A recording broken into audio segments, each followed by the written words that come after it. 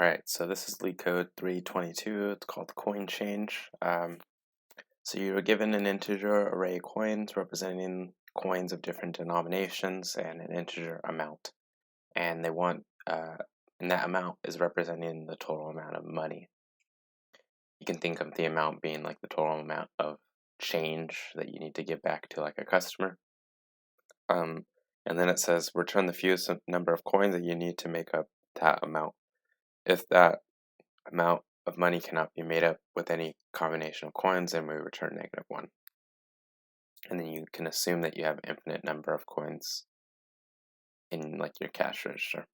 So let's imagine that you're working the cash register, right? And you need to give someone back 11 cents worth of coins, right? And in your cash register, you have a coin that is worth 1 cent, a coin that's worth 2 cents, and a coin that's worth 5 cents. And you have infinite amount of these coins. They want you to return the minimum amount of coins that you could use to make up this amount, right? So as you can see, you can make up 11 by just doing 1 plus 1 plus 1 plus 1 plus 1, right? Like you can do this just 11 times all the way down. That would be 11 coins that you're giving back to someone. But you could also do it using a 5-cent coin, because we have it available to us, another 5-cent coin, and then a 1-cent coin. That means that in total we're using 3 coins together, right?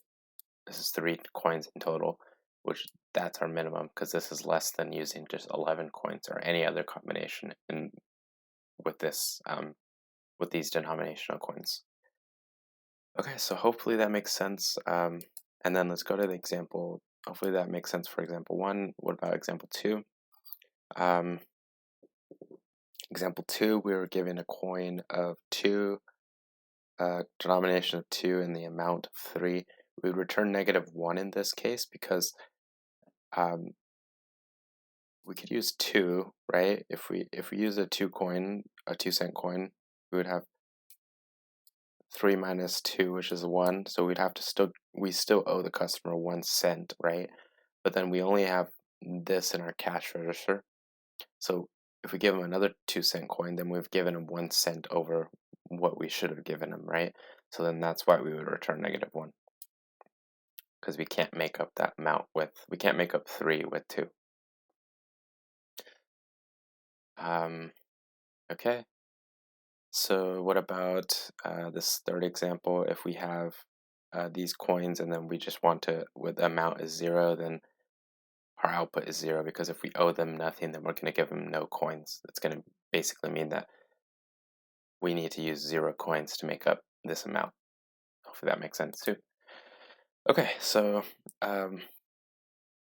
there's probably multiple ways you can do this, but this is a pretty common dynamic programming problem.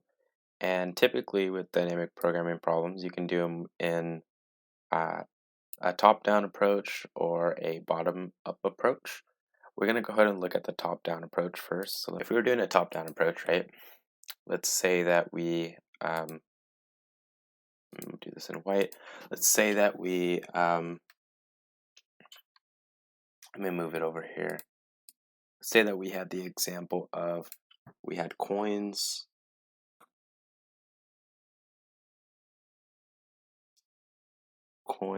of, this is like our cash register. We had an infinite amount of 1-cent coins, or an infinite amount of 2-cent coins, and an infinite amount of 3-cent coins.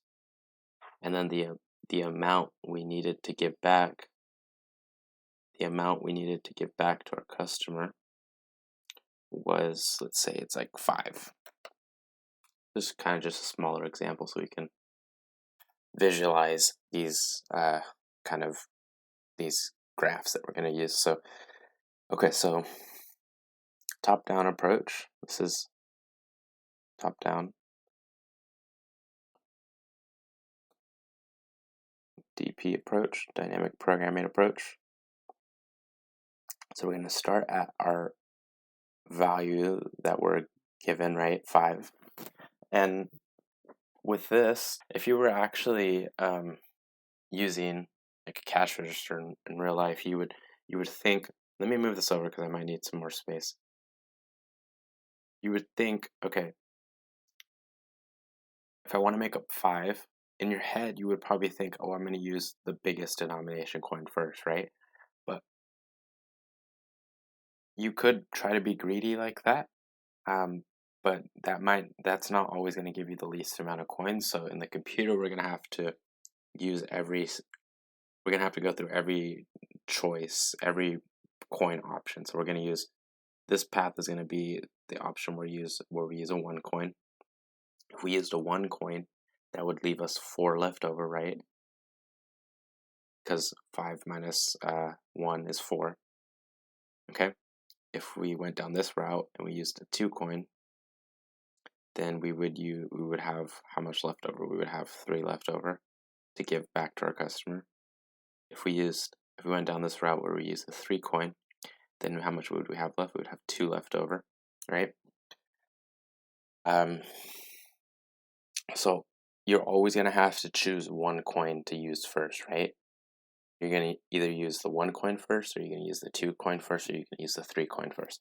And that's what's represented with this kind of structure. So this is like the root node at the top.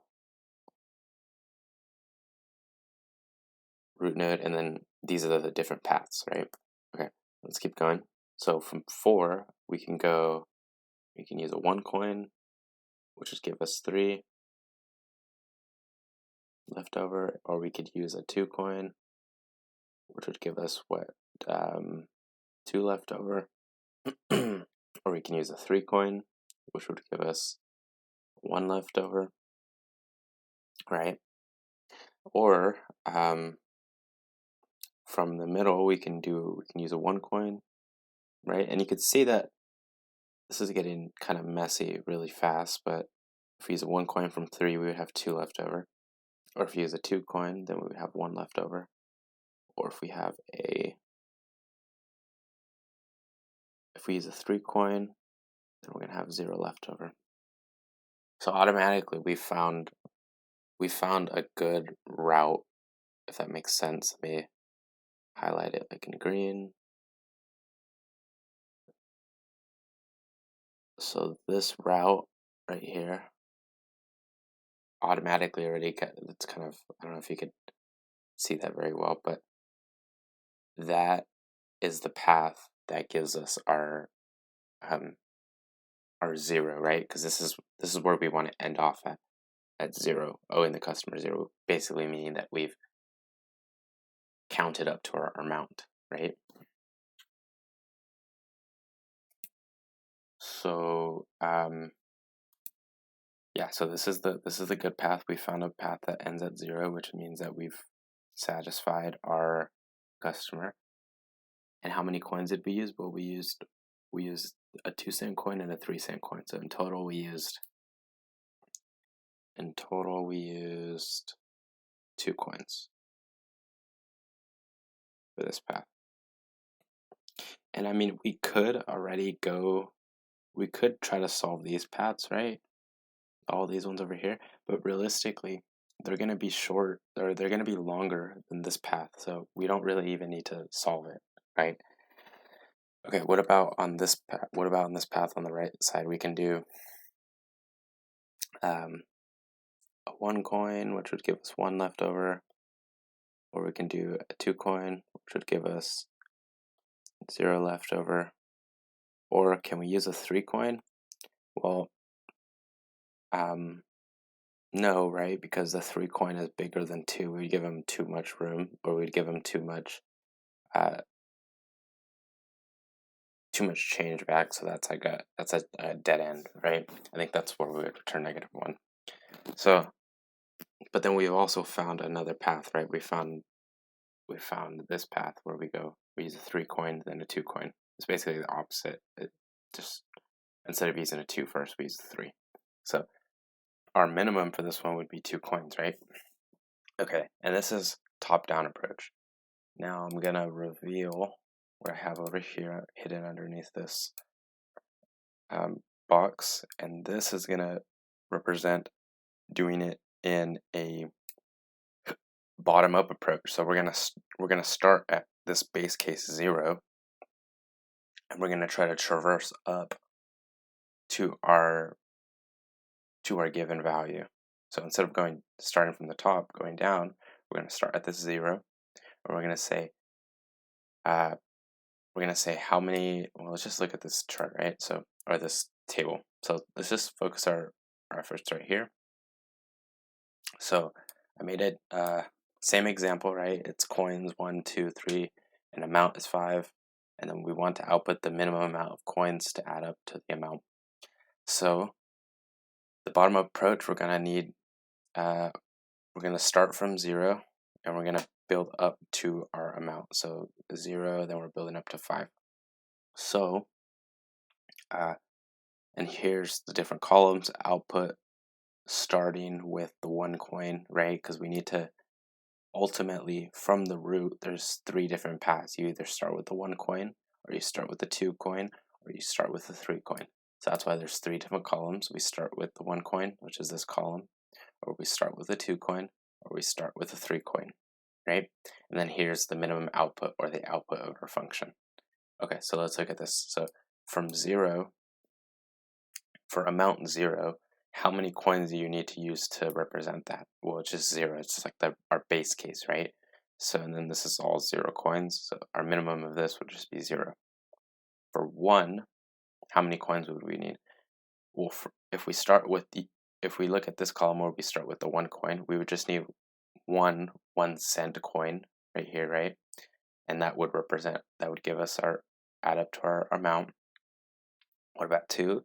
That's not applicable, right? It's NA, because 2 is greater than 1, or another way of doing it, like how we can figure this out in code, would be our amount minus the coin that we're trying to use. If it's negative, then we're just going to skip that. We're going to skip that iteration of the coin for this amount, right? So you can see that we're going to have a loop. I think I'm getting a little ahead of myself, but let's just keep going. It's also going to be NA for 3 because of the same reason. And then for this, we're going to use 1 coin, right? The minimum output of these three columns right here for this 1 row is going to be 1, because it's the only coin that we could actually use to generate this amount. What about this row? For 2, if we start with 1 coin, we have 1 coin, which gives us a leftover that we have to have of 1 leftover, right? Which give us, meaning that we can just only use 1 more coin. Or what about if we started with a 2 coin, where we can just use 1 2-cent coin, and this one's NA as well. And what's the minimum of these 2 columns? Well, the minimum would just be to just give them a 2-cent coin, right? So that's why we would just use that, which is just, in other essence, is just one value. Our output would be 1 because we just used 1 coin to represent this. I hope this is making sense. It can be a little confusing to understand, but okay, what about for 3? So for 3, we are we're using a 1-cent coin first, right? And then from there we have 2 left over. We have to represent 2, the amount of 2 left over. So from that, we can use a 2-cent coin, right? But I hope you're understanding, I hope you're seeing like there's a pattern, right? We're doing repeated work. So here at 3, let's look at this column, or this row 3. So at 3, we needed, for this column where we use the 1-cent coin first, right? Where we're trying to start from the leaf node down here and build up to our root node. From here, we use a 1-cent coin first, and then we have a 2 left over, right? The amount of 2 to give them, which is basically like the remaining balance that we have to give them after we've chosen to use our 1 coin first.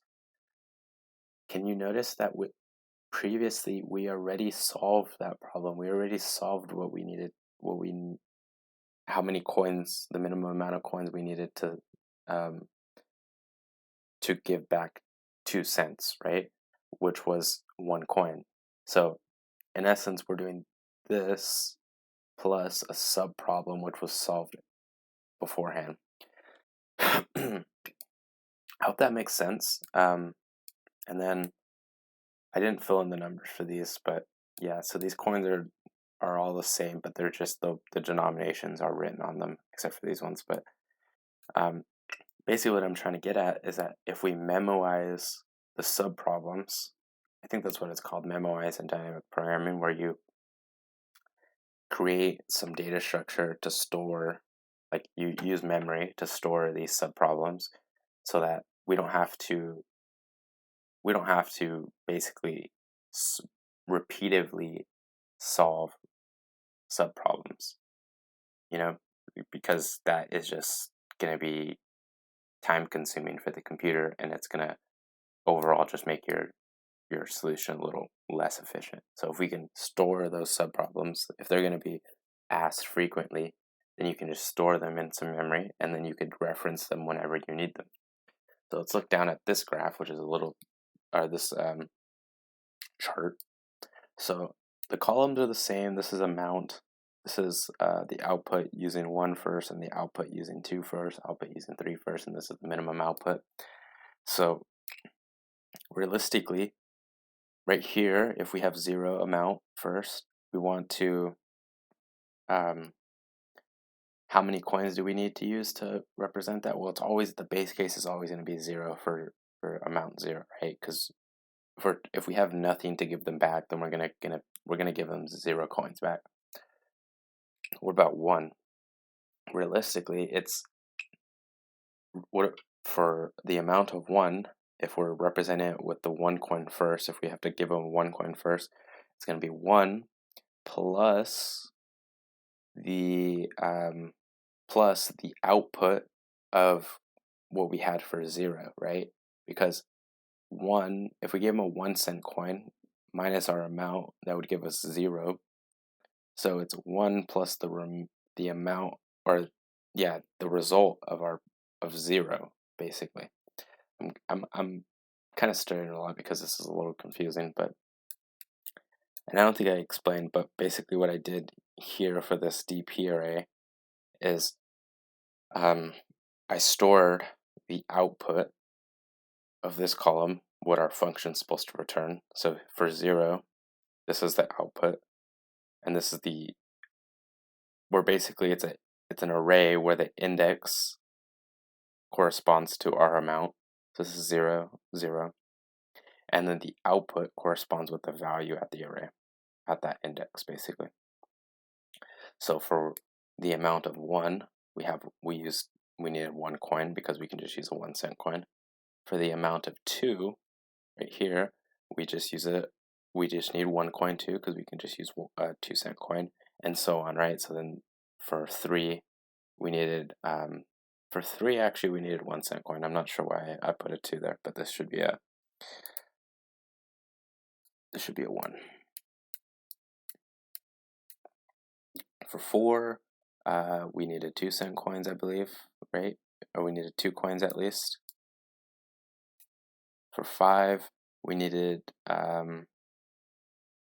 believe it would be 2 coins. Yeah, so that's good.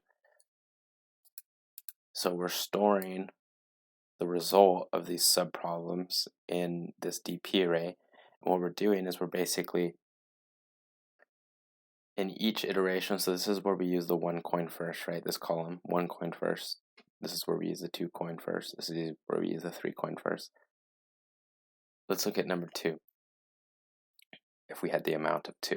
So it would be, if we started off with the 1 coin, because this is the column where we start off with the 1 coin, we would have 2 minus 1, a 1 denomination coin, which gives us, meaning that we need to still give them 1 cent back. But that was already solved in this previous row. So, and if we're storing the results in this DP array, what we can do is just say 1 coin representing the 1 denomination coin plus DP at position 1 because this represents the amount 1, which gives us this value here, and so on for the rest of them. And so in this essence, we're not when we're referencing dp of a position, we're not resolving that calculation. We're just referencing it when we solved it in the past and we stored it in this array, because we knew that we were going to probably have to resolve that repeated step again. Yeah, and then eventually you would build up your array to get to this, and then you would return you would build it up to your amount, the amount requested, right? So in this essence, in this question, it was 5, and then you would return the minimum of whatever these 3 values were. So I hope that makes sense. So back to the looping. So we're gonna need to create a DP array, right? So let's start writing like our pseudocode out.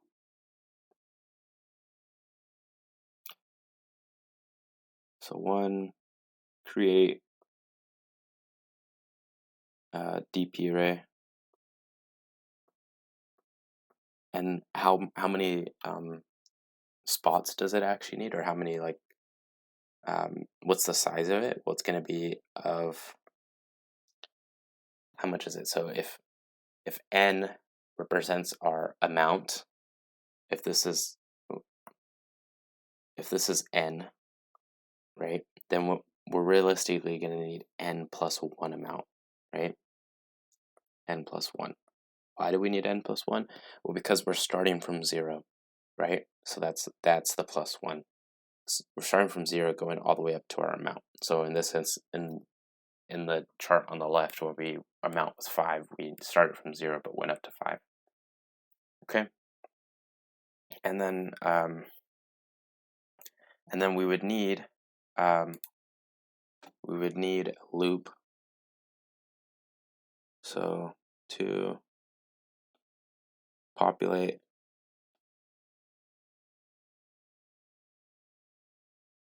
our DP array, right? So we need, no, that's supposed to stand for, that's a P. Populate our DP array. So, and how are we going to do that? Well, that automatically means that we already need a loop. Means that we need a loop that is going to run for n plus 1 times, right? So means we need a loop of n plus 1, right? Because if we have n plus 1 values, then we need a loop that's going to run that many times to populate those many values. Yeah, okay, and then inside of that loop, for some reason I can't move my cursor. Give me a second. Okay, so we're going to populate our DP array, and then in our chart here, in our table, what were we actually doing? Well, we're populating our DP array, right, by going down this column, but then going from left to right, we're looking at each coin, right? We're starting with that coin first. We're starting with each denomination first, and then we're using the subproblems to answer our previous question. So we're gonna have, basically what I'm saying is that we need a nested loop. So inside here we need a nested loop, which is for each coin. For each coin, we need to find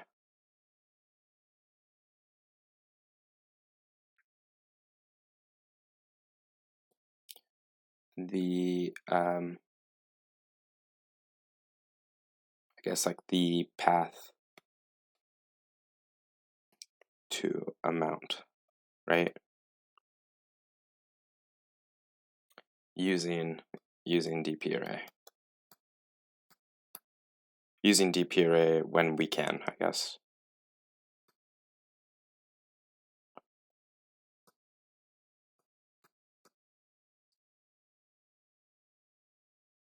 Oops. Okay, and then from that we're gonna generate 3 values, right? And then we need to take the minimum of that value.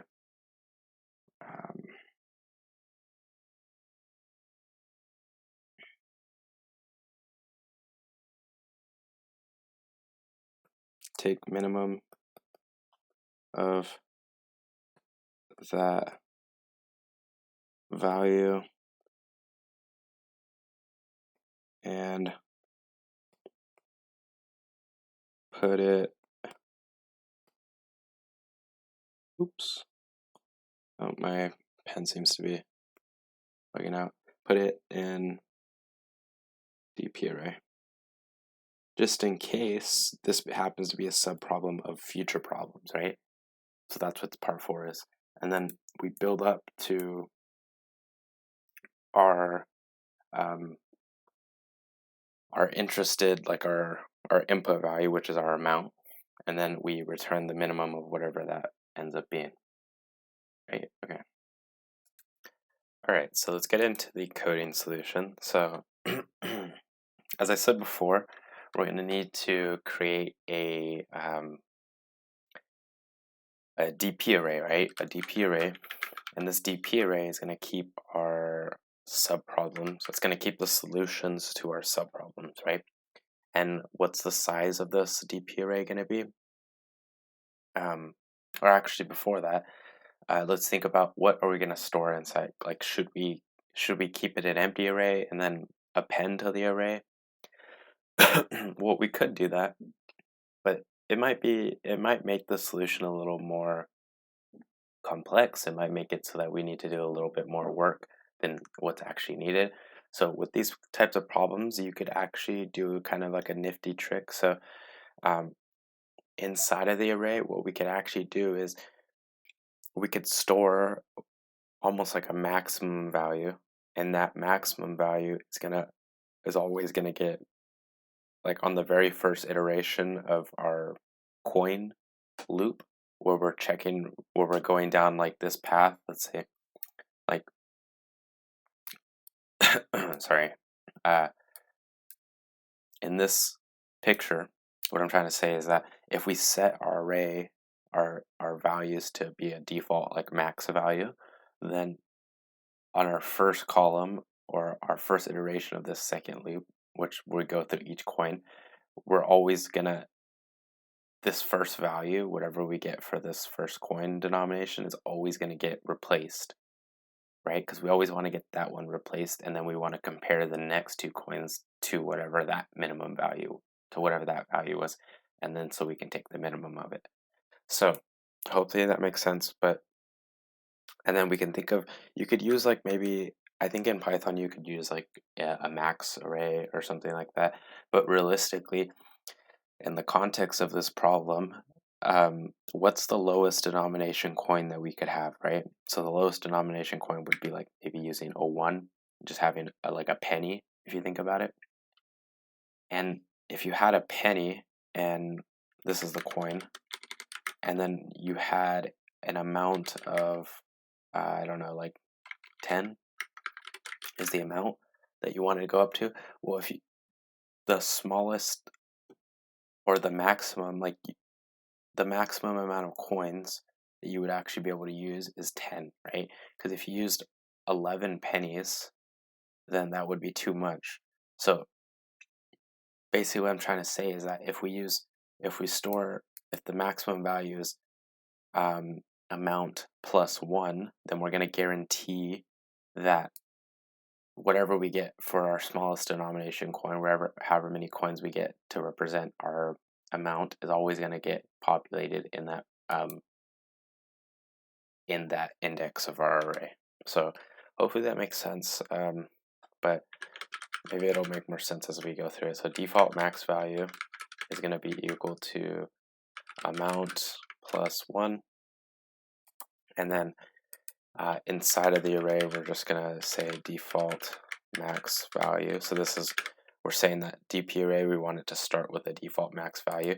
And then we're going to multiply that by default max value again, which is basically amount plus 1. And we're doing this because what we're saying is we want a DP array of n plus 1 values, where maybe let's say that in this case our DP array is going to be like, if we had amount 10, then we're going to have 11, 11, 11, 11, like this is, and we're going to have 11 11s basically in this array, and this is what our DP array is going to look like. So on the very first iteration of our smallest denomination coin, the maximum value that we can get is going to be 10, right? Because 1 goes into 10 times for if you were counting up coins. So this value right here is going to get replaced automatically, and then we can just keep going through the indexes and just calculating our DP values. Okay, so put this here. Yeah, and then as we were saying over here, our base case is going to be for 0. We need to keep track of that. For 0, that's kind of like our base case, right? So we need to do DP array of 0 is equal to 0, basically, right? Because if you wanted to come up with the amount of 0, right? Because like we said here, the index is our amount, and then this is going to be our output. Then that's going to be actually 0. Because if you needed to give someone nothing back in change, then you would just give them 0 coins back, right? Okay, so now we're going to do our first loop. Over here, we're going to do a loop for n plus 1 because we want to reset the values that are in this DP array. Right now they're set to amount plus 1, but we want to actually set them to what they really should be. So for, we're going to say amount, right? Because this amount is going to be the index, or like it's like a normal array, but you can just have this be, or it's like a normal for loop. This can be like, this is just like the index value. For amount in range, what are we going to start at? Well, we already solved our first index, so we're just going to start at 1, so we can skip 0, and then we're going to go to n plus 1. I could use default max value again because it's assigned to the same thing, but yeah, we're going to go to amount plus 1, right? Okay, and then like I said, we need to do a second loop. We need to do a nested loop. We're going to do for coin in coins, right? So we're going to get, for every coin in our coins array that we're given, we're going to loop through that. So we have 2 nested loops.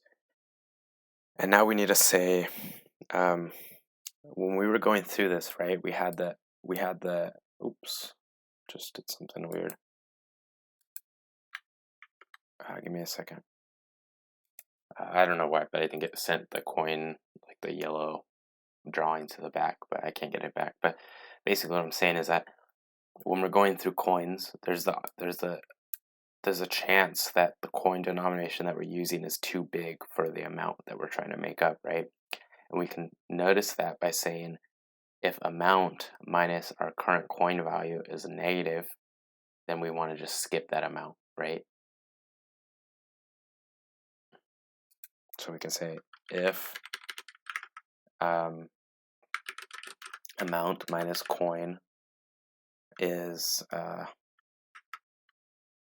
equal to or is less than 0, meaning that's negative, then we can just continue or skip this iteration of the loop. Otherwise we know it's not negative, then what we can do is basically say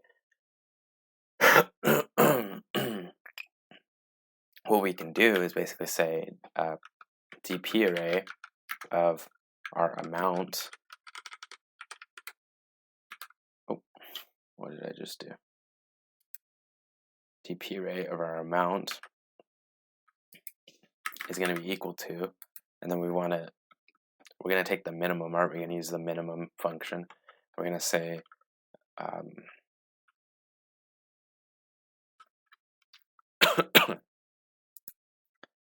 so instead of comparing all three of these columns at once, right?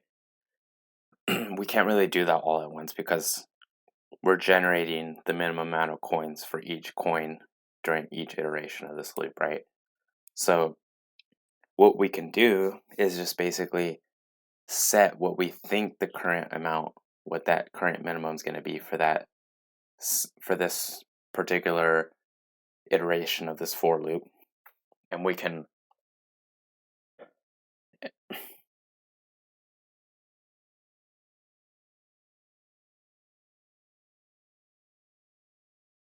so what we can do is basically compare it. So for this iteration of our coin loop, we can compare this to our default max value. So this first iteration is always going to get assigned to this value in our DP array, and then the next coin iteration we're going to generate another value, and if that coin is less than what we found in our last iteration, then we're going to reassign our coin amount, and then we're going to do that, and then eventually at the end of once this loop is done, at this place in our array, we're going to have the smallest amount of coins that we need to generate our amount, which is basically what we want, right? Okay, so how do we actually do that? What we can do is basically say current value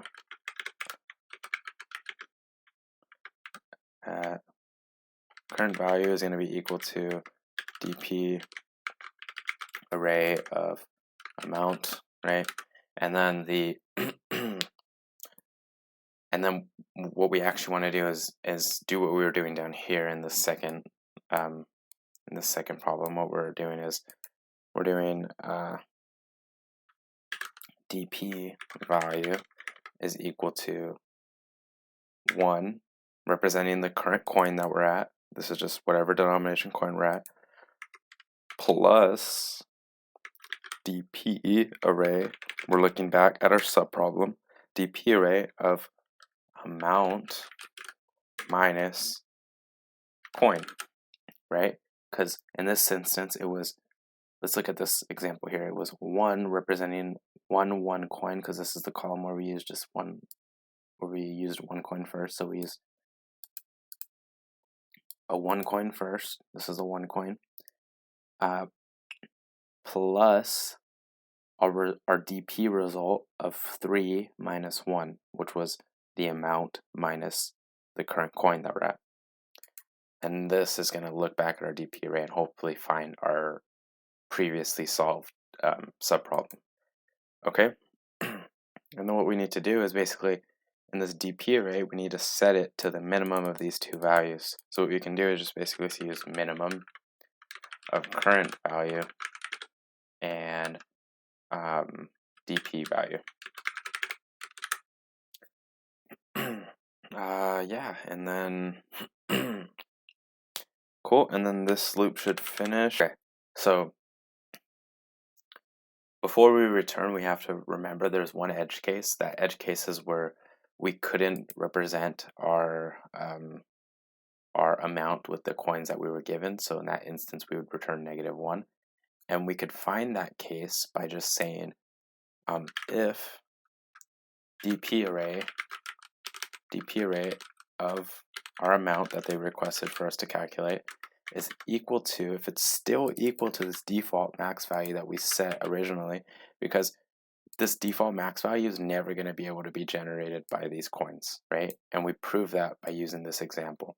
This 11 in this example is never going to be able to generate it by these coins, or certain coins, because this is the smallest denomination coin, right? And so that's going to generate the most amount of coins that we can use. So if it's still equal to our default max value, then we can just return -1. Otherwise, we just return our DP array of amount, which is what they requested. And then we could submit this and see if I made any mistakes. Yeah, I made a mistake here. This should made a typo. Okay, let's go ahead and submit this.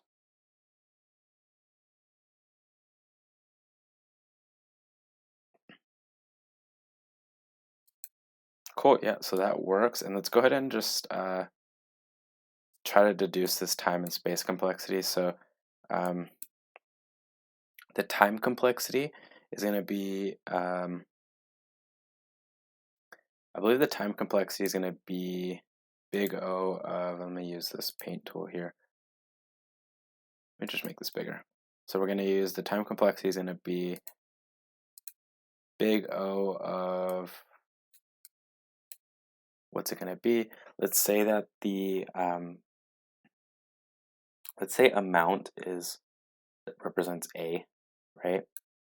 So we have a loop where it's A plus 1, right? It's going to be A plus 1, which is realistically just A, because that's how you just get rid of these values here. They're not constant. They might be constants actually, but so it'd be big O of A, and then for the amount of coins, let's say that this is C. So it would be big O of A times C, I believe. And then, yeah, so I think that's the time. Because we have them nested, we want to calculate this amount, A plus 1, realistically, A plus 1 values. This is the loop, and then inside of it, we have per coin. The space, I believe, would be big O of just A plus 1. Or just big O of A. I think it just simplifies to being big O of A. And yeah, and that's because we're storing this DP array of our values, of our previously calculated values. Yeah, and that's that. This is probably one of the most complicated problems that I've went over this far. So I appreciate you listening and bearing through my difficulties trying to explain this problem. But yeah, thank you.